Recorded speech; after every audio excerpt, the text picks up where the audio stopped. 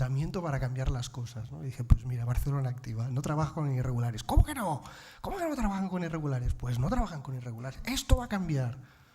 ¿Vale? Y sí, lo ha cambiado y ahora estamos trabajando con personas en situación irregular. Incluso estamos ayudando a regularizar a algunas personas a través de planes de ocupación de 12 meses y regularizándolos con la oficina de extranjería, todo legal, evidentemente, pero bueno, ¿no? O sea, es decir, las cosas pueden cambiar. En este caso, gracias al apoyo político de más arriba, ¿no? Que ha hecho cambiar, ¿no? Y finalmente hay una política que es muy propia de los ayuntamientos y que quisiera destacar, que parece una cosa anecdótica y no es importante, pero para mí es la piedra angular del sistema español de integración. Y es el padrón. El padrón de habitantes es la piedra angular de nuestro sistema y es lo que nos diferencia del resto de Europa. En Europa no hay padrón. En Europa no saben cuánta gente vive en sus municipios. El padrón nos hace a todos vecinos y vecinas. Es obligatorio. Y no, una persona en situación irregular es un vecino y una vecina si se empadrona. Nosotros tenemos una política que llamamos política de empadronamiento activo. Es decir, interpretamos de una forma muy laxa y abierta y animamos a todo el mundo a empadronarse. ¿Por qué? Primero para saber qué pasa en nuestra ciudad y saber de qué números hablamos, ¿no? Pero la otra es para hacer vecinos y vecinas, y en tanto y cuanto vecino y vecina tienes acceso a todos los servicios. Estamos cumpliendo el principio primero de la interculturalidad, que es la igualdad de acceso.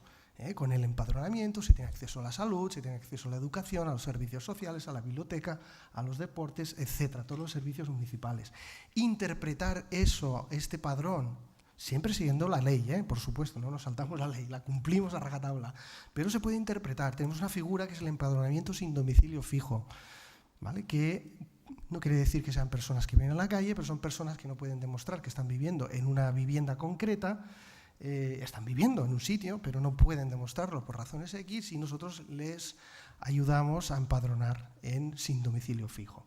Y eso es una gran ventaja a nivel de acceso de servicios, recursos, etcétera, pero también con efectos muy importantes respecto a la ley de extranjería, con efectos de regularización, etcétera, ¿no?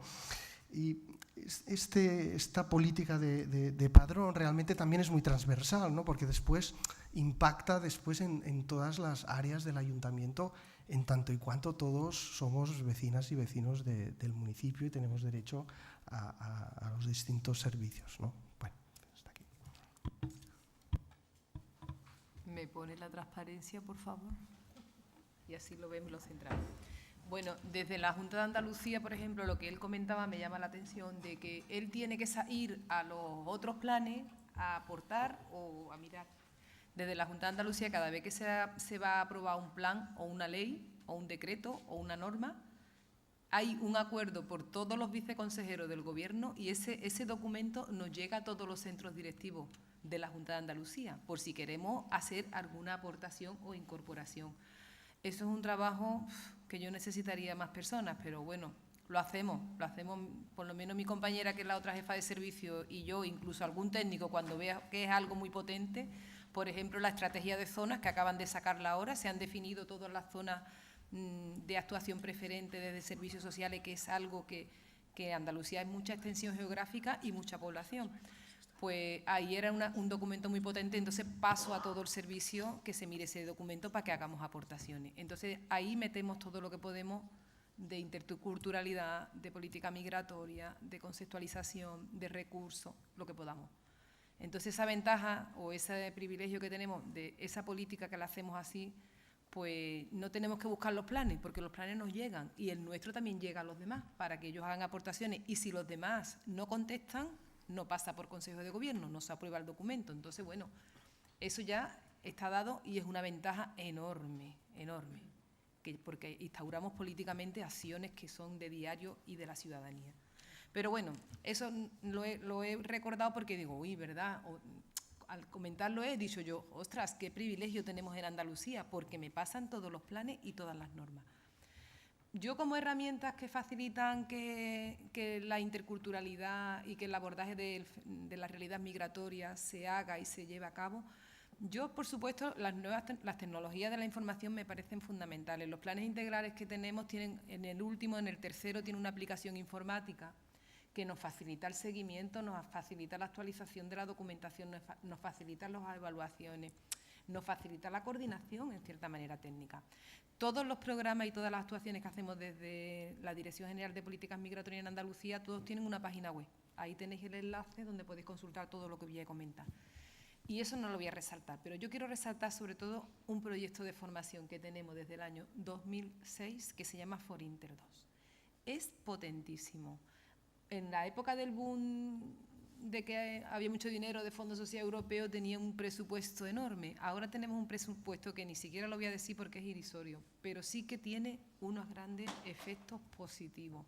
Este plan de formación va dirigido fundamentalmente a responsables políticos y a personas y trabajadores de las administraciones públicas que dan la prestación de servicio, el que sea, a la ciudadanía y sobre todo a la ciudadanía también migrada, que es ciudadanía andaluza. Entonces, en ese plan de formación que le llamamos formar en capacidades y competencias interculturales a cualquier profesional o trabajador que presta un servicio a la ciudadanía, trabajador público. Entonces, tenemos un participante o un objetivo que es el trabajador público, trabajadora pública, que da una prestación de servicios, ya sean sanitarios, de educación, de cultura, del que sea. Eso va homologado por un instituto que en Andalucía tenemos, que es el Instituto Andaluz de la Administración Pública. Ahí homologa toda la formación. ¿Por qué la homologa? Porque eso le da puntos para el proyecto curricular de su propio desarrollo al funcionario o la funcionaria que ejerce en la administración. Entonces, pues eso es un incentivo para ellos, porque el allí, primero, le dan permiso y segundo, desarrolla su carrera profesional. Eso puntúa para conseguir puestos de trabajo de más responsabilidad. O, por ejemplo, ahora queríamos reducir el horario laboral de 37 horas a 40, porque teníamos 37, nos pusieron 40 por el decreto nacional. Bueno, pues esa formación también te quitaba esas horas que tú no tenías que hacer de presencia en la administración. Es decir, que el Instituto Andaluz de la Administración Pública va de la mano con la formación en políticas migratorias del colectivo de sus trabajadores y trabajadoras. Ahora mismo, además, el instituto, porque Forinter 2 es un proyecto de la Dirección General de Políticas Migratorias, pero no es un proyecto propio del Instituto Andaluz de la Administración Pública que forma de forma transversal, y horizontal y vertical a todo el personal que está en la administración de la Junta de Andalucía, incluso de las administraciones locales. ¿Qué queremos nosotros o qué vamos a intentar conseguir y estamos consiguiendo? Pues que esa formación que nosotros hacemos desde la Dirección General y que se llama Forinter 2, no solo se haga desde la Dirección General, sino que se haga desde el propio instituto. Como interculturalidad igual se trabaja igual que la formación en género o en igualdad de género, en la perspectiva de género. Entonces queremos que sea una formación transversal e imprescindible que debe de tener cualquier personal o persona que trabaja para la administración de la Junta de Andalucía. Esto lo estamos consiguiendo. ¿Cómo lo hemos conseguido? Pues bueno, tenemos ahora mismo en el plan de formación de 2018, 17 y 18, ahora hemos tenido un virtual que sale a final de año, que lo hace cualquier persona de la administración, se matricula y es un virtual de 15 horas que lo hace de forma autónoma, donde el feedback lo recibe de forma autónoma, es voluntario y tal. Y también estamos consiguiendo cursos presenciales porque la presencia, para trabajar actitudes y valores, es imprescindible trabajar la presencia, porque también tenemos cursos virtuales y la metodología virtual es buena. Es buena porque la gente combina su puesto de trabajo con su conciliación familiar y con su formación propia que nos interesa o profesional. Pero hay valores para cambiar actitudes. Yo no puedo trabajar actitudes solamente leyéndome un documento, haciendo un ejercicio, mirando qué bonita es el vídeo aquel y tal. Tú tienes que trabajarlo y reflexionarlo. Y cuando en un curso presencial, que es lo que apuesta Forinter, porque son la mayoría cursos presenciales, mezclamos a trabajadores y trabajadoras de los diferentes ámbitos, educativo, cultural, de la justicia, inclusive ONG, porque nos permiten un 30% de los participantes en esa formación pueden ser del movimiento asociativo, y metemos ahí algunos. Y entonces trabajan el concepto de interculturalidad, la diferencia entre asimilación, como tú dices, coexistencia, convivencia, las normativas. Hemos tenido cursos de trata de mujeres. Eso está súper, vamos, es una necesidad y está súper demandado. Estos cursos, al contrario, a nosotros nos faltan plazas. Vamos, nos faltan cursos, porque hay mucha solicitud, hay mucha demanda, y llevamos desde el 2006. Menores es otra formación imprescindible. La formación en normativa, en ley de extranjería, eso nos lo piden constantemente, porque también ellos se tienen que manejar. Y, por supuesto, la parte de sensibilización de lo que es, lo que está diciendo, conceptos potentes.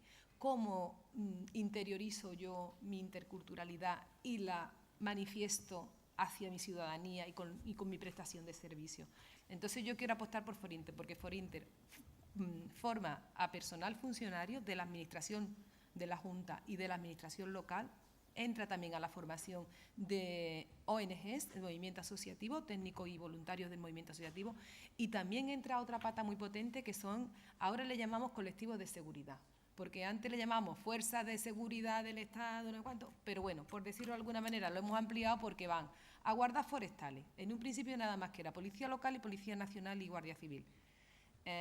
Después había otra parte de formación que era para los bomberos y otra parte que hemos ampliado este año que van a ser para los guardas forestales. ¿Por qué? Porque consideramos que, bueno, que ellos están directamente con la ciudadanía y ellos sí que tienen conceptos, como él dice, esa asimilación, la imposición de conseguir que la población mayoritaria imponga valores hacia la minoritaria. Eso encontramos que en ese colectivo es muy importante trabajar la interculturalidad, pero muy importante, y hacerlo de forma presencial.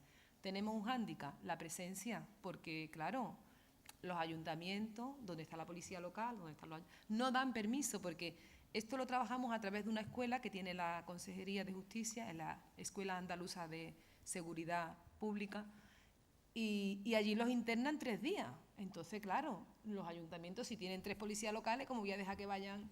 Y tenemos un hándicap, ahí sí que tenemos un hándicap de asistencia. Este año vamos a intentar, y estamos intentando, a ver, ya os contaré cómo va, trabajar un semipresencial, porque es que por lo menos algo, porque si no pueden presencial, porque un curso de 25 me lo cubrían con 10 o 15, pues me parecía muy poco y ese recurso es muy costoso. Entonces vamos a hacer un semipresencial para que vayan en una sesión primera y última y un trabajo online, para facilitar que se puedan formar. Pero ahí hay militares y eso es importantísimo, porque esas personas sí que están directamente relacionadas con la población migrada, se relacionan día a día y formarlas es importantísimo. Entonces yo aquí mi herramienta handicap y que, digamos, promulgo y vendo es la formación, el Forinter 2. De verdad, podéis entrar y si queréis, podéis entrar en la página y conseguir todo lo que queráis, y si queréis más información de todo lo que estoy contando, por supuesto que os la puedo facilitar. Nada, al final pongo mi correo electrónico y mi contacto por si queréis algo más, que estoy para ayudar a otros con mi experiencia y con mi carencia, porque tiene su carencia. Esto cuesta, es costoso, nos cuesta pues, dinero y como el presupuesto, y después de tener un pool bueno de docentes que vamos adquiriendo, pero que bueno, que están ahí. Y después, bueno, otra herramienta, pues por supuesto es el observatorio. Todo lo que tú difundas, informes, analices, consigas líneas base de intervención, evidentemente te van a facilitar tus actuaciones, te va a facilitar la transversalidad. Si yo parto de que mis planes integrales apuestan por la transversalidad, que la política de la Junta de Andalucía es transversal, pues todas las herramientas van con esa mirada. Y con esa mirada está el observatorio, que también puedes consultar todos los productos, hacemos informes de estadísticas básicas, temas concretos de determinada necesidad en determinado momento, porque vemos que esa población necesita estudio. Por ejemplo, ahora hemos hecho uno de población magrebí, mujeres, porque hemos visto que necesitábamos eso. Y todos tienen una mirada además de fomentar la interculturalidad, de fomentar la aceptación real y efectiva, de conseguir una, me gusta mucho la frase de decir, una diversidad humana afirmativa de todos y todas, no solo de los autóctonos, sino de los alóctonos y de los que sean inmigrantes y extranjeros o que sean andaluces. Y bueno, esas son las herramientas que yo fundamentalmente señalaría. No me quiero extender mucho más. Muy bien. Yo en cuanto, en el caso de Navarra, por herramientas, voy a hablar de, digamos, una de cal y otra de arena. Una sería, digamos, una dirección, ¿no? Y herramientas que facilitan transversalidad, pues sería una dirección institucional, ¿no? Un organismo, digamos, dentro de la administración que coordine e impulse este tipo de políticas y, bueno, aludiré también al observatorio. En cuanto a la dirección, pues lo que tengo que hablar es de, vamos, yo ya lo he dicho donde lo he tenido que decir, pero yo creo que hay que ser crítico. En este caso hay una ausencia no hay dirección, no hay un organismo institucional en el Gobierno de Navarra que impulse este tipo de políticas, ¿no? Y esto yo creo que una cosa es hablar de la normalización, como estamos hablando, ¿no? Una cosa es la normalización, ¿no? Y que tender a una sociedad normalizada. Y cuando decimos normalizada, en estos dos términos que estamos hablando de convivencia, yo entiendo es cohesión social. Lo que queremos es una sociedad cohesionada donde no haya quiebras, ¿no? Entre quien es ciudadano por ser ciudadano, ¿no? De un origen u otro, ¿no? Y lo que es evidente es que estamos en sociedades, en este tema en concreto, hay una parte, ¿no? Será mínima, y desde luego es mínima, ¿no? Pero podrá ser más mínima o menos mínima, pero hay una parte de la sociedad que está en contra de los inmigrantes, eso es evidente, ¿no?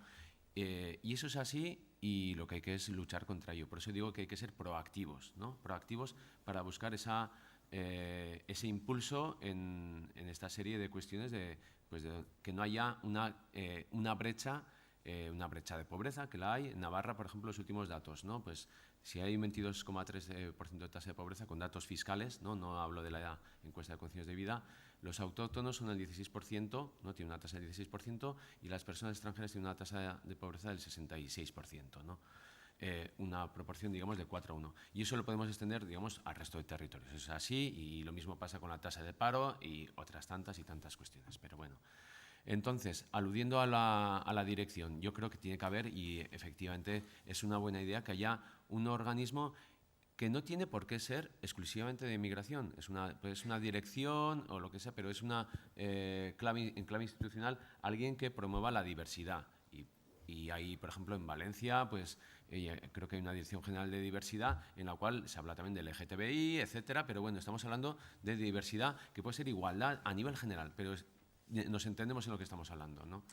Entonces, os voy a comentar el caso de Navarra, cómo ha sido la evolución y cómo ha habido cosas que en su momento ya, a final de la década pasada, veníamos anunciando de qué pasará con determinadas cuestiones cuando esto termine, ¿no? Con el fondo de apoyo, etcétera. Y pues ha pasado lo que ha pasado. Ya sabréis, y para quien no lo sepa, os lo digo, en 2005 el gobierno socialista, entonces de Zapatero, creó el Fondo de Apoyo para la Acogida e Integración de Inmigrantes y el Refuerzo Educativo. Lo dotó con 120 millones de euros. Hasta entonces, por ejemplo, Navarra y Euskadi no participábamos en los dos convenios que había del Inserso para apoyo a la integración de inmigrantes, ¿no? Con ese fondo entramos Navarra, a pesar de nuestro régimen fiscal, digamos, pues no tenían por qué dotarnos de dinero y se nos dotó, ¿no? Entramos ahí y fue una buena medida. Había planes, el dinero se repartía proporcionalmente por comunidades autónomas. En el caso de Navarra llegó a ser cuando llegó a 200 millones de euros, creo que fue en 2009, hasta 1,5 millones, y en el caso de Euskadi, pues supongo que sería pues 3, 4 o 5 veces más, ¿no? Eran, por lo tanto, una dotación económica interesante para hacer políticas a nivel, se repartía a entidades, a programas de entidades a nivel local y exigía planes transversales, integrales, ¿no? En 12 áreas que había, ¿no?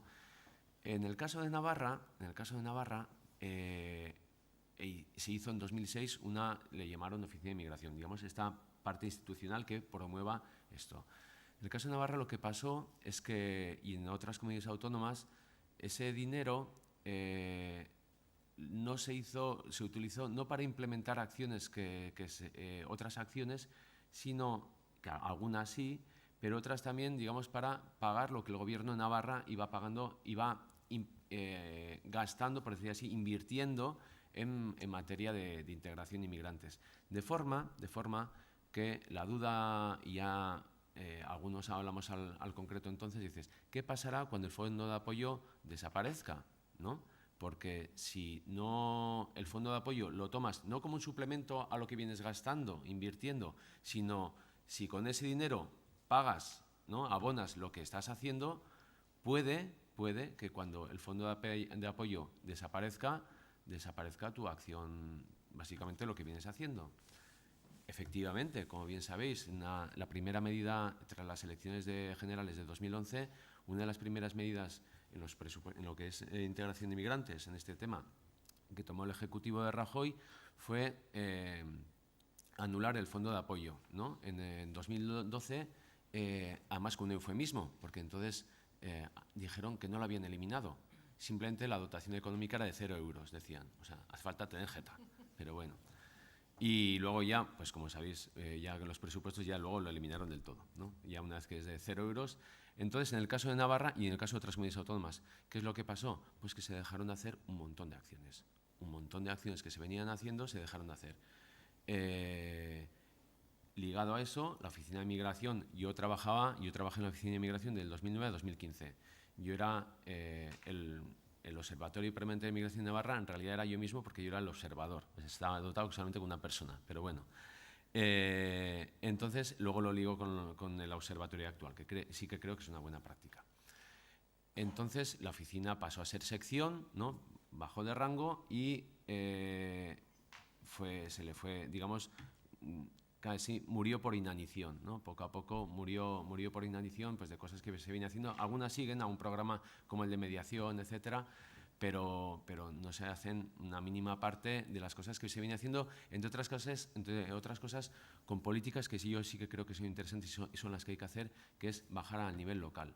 Las acciones tiene que haber un reparto de la inversión a municipios para que los municipios hagan lo que crean en función de cada uno de su contexto, ¿no? Porque, como decía antes, y es verdad, en los pueblos y en los barrios es donde vivimos y donde nos interrelacionamos. En el caso de Navarra, por ejemplo, allí las ciudades lo que hacen es anonimizar, pero en los pueblos y más chiquitos, y en Navarra tenemos pueblos en la ribera especialmente, pues de tamaño medio, de tamaño pequeño, que decir que en Andalucía no hay tanto, ¿no? Pero en Navarra somos 272 municipios y hay muchísimos municipios de 500, 1000 habitantes, 1000, ¿no? Son pequeños. Entonces, en muchos de esos municipios, casualmente en la ribera de Navarra, es donde proporcionalmente hay más inmigrantes, pero casualmente, justamente en muchos de estos pueblos donde hay un porcentaje mayor de inmigrantes, la mayoría de esos extranjeros son de origen magrebí. ¿Qué pasa? Y eso es, cuando digo, es que imaginaos un pueblo como Castejón, de 4000 habitantes, donde el 25% de la población, 1000 son extranjeros, pero de ellos un 60 o un 70% son especialmente marroquíes y demás. Pues hay que tener en cuenta, como bien sabéis, la población gitana y la población magrebí es donde recurrentemente más es discriminada, ¿no? Por la población autóctona. Entonces, si en un pueblo donde la mayoría de gente foránea que ha venido en los últimos años es magrebí, en la práctica lo que está habiendo es cierta hostilidad.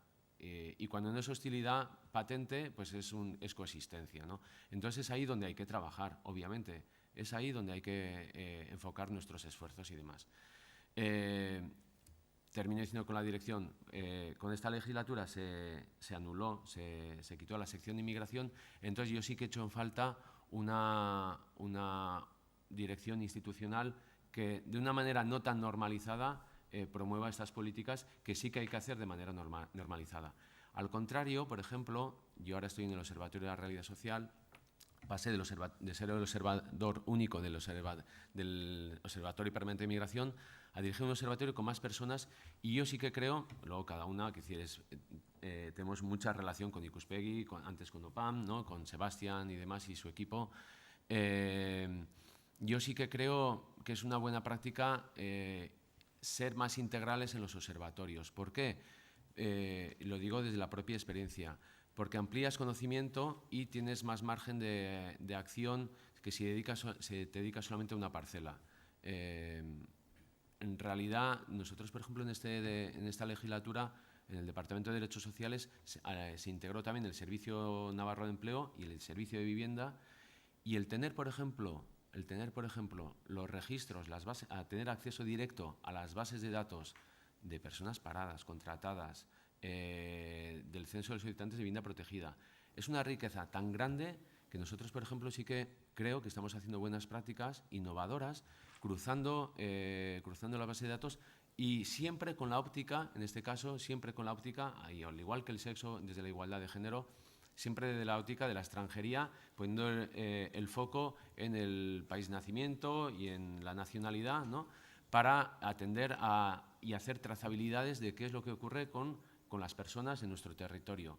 De forma que sí que ampliamos la mirada que antes teníamos, ¿no?, al cruzar los registros, que si no, yo, por ejemplo, estaba en la administración y yo me las veía y me las deseaba para pedir datos de otros departamentos. Y ahora, al tener más ascendencia, pues estás en una posición más de poder. Entonces, bueno, hasta ahí. Muy bien. Bueno, pues dicho esto, ya va quedando menos tiempo.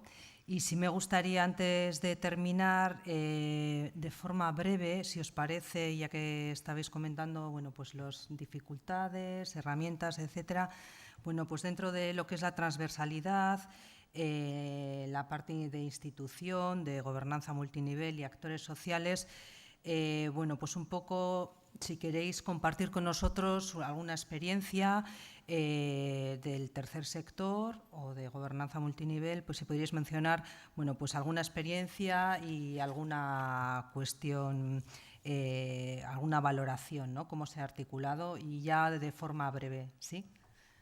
¿Puedo también los retos aquí o ahora? O... Perfecto, sí, perfecto, porque así ya vale. cerramos, si os parece, con esta Sí, pregunta y los retos, y vale. ya damos paso al debate. Todo directo, ¿vale? Perfecto. Muy rápido y esquemáticamente. Yo creo que uno de los retos precisamente es la gobernanza multinivel, ¿no? Cuando hablamos de inmigración, ¿de qué estamos hablando cuando hablamos de inmigración? Bueno, pues estamos hablando de muchísimas cosas, ¿no? Sobre todo en los medios de comunicación estamos hablando de gestión de flujos. Quién entra, quién baja de la patera. Esa es la gran imagen que tenemos, ¿no? La gestión de flujos. Es el debate, sobre todo, que hay, ¿no?, el mayoritario. Pero cuando se habla de inmigración se habla de menas, se habla de la integración en los barrios, se habla de adquisición de la nacionalidad, se habla de religión, se habla de reagrupación familiar, bueno, son muchísimos temas. Y cada uno de estos temas tiene diferentes administraciones, competencias. Si hablamos de educación y de sanidad, pues son las comunidades autónomas, ¿no? Es decir, tenemos aquí una capa de distintos niveles de administración que de alguna u otra forma están siempre interviniendo en lo que sería el debate o las políticas de inmigración, diversidad, interculturalidad, y no nos comunicamos, no tenemos espacios de coordinación, no tenemos con el Ministerio. Antes teníamos mucho contacto, desde el 2011 prácticamente nulo, ¿no? Con la comunidad autónoma sí que tenemos nuestros más, nuestros menos, pero bueno, tenemos cierto contacto. Yo creo que tendríamos que tener mesas de multinivel, ¿no? El refugio es otro lío tremendo, el impacto que tiene a nivel local, la gestión de cómo se está gestionando desde el Estado, ¿no? El refugio, ¿no? Otro reto que creo que es muy importante es en el ámbito de la educación. Para mí es muy importante, es garantizar la igualdad de oportunidades de las llamadas, perdonar que utilizo este término, las segundas generaciones, ¿no? Las personas ya nacidas aquí, de origen inmigrante o que han venido de pequeños. En Cataluña, que es los datos que yo tengo, no lo estamos haciendo bien. Tenemos unos datos de fracaso escolar estremecedores, muy superiores a la media de la Unión Europea, con comparativas de PISA, etc. Esto no puede ser si no garantizamos, no somos capaces de garantizar la igualdad de oportunidades en lo básico, que es el sistema educativo, que, como sabéis, es lo que realmente ayuda a igualar las diferencias de clase, etc., ¿no? Si tenemos unas personas, vamos consolidando unas personas de origen diverso, racializadas, que están aquí, y otros no, que están aquí con distintas categorías educativas, esto a largo plazo no es sostenible. Tenemos ahí un reto tremendo en el ámbito educativo. Es decir, aquí me trae a otro gran reto, que es decir, que los servicios normalizados tenemos que hacer correctamente el trabajo. Cualitativamente y cuantitativamente, en la provisión de vivienda, en la provisión de salud, en la provisión de educación, tenemos que hacerlo muy bien, muy bien. No generar agravios comparativos, no generar que la gente compita por recursos escasos. Esas son condiciones necesarias, mínimas. Si no lo hacemos bien en las cosas básicas, tendremos problemas, ¿no? Estoy totalmente de acuerdo con Antidio, ¿no? Y creo que mayoritariamente, a pesar del discurso de interculturalidad,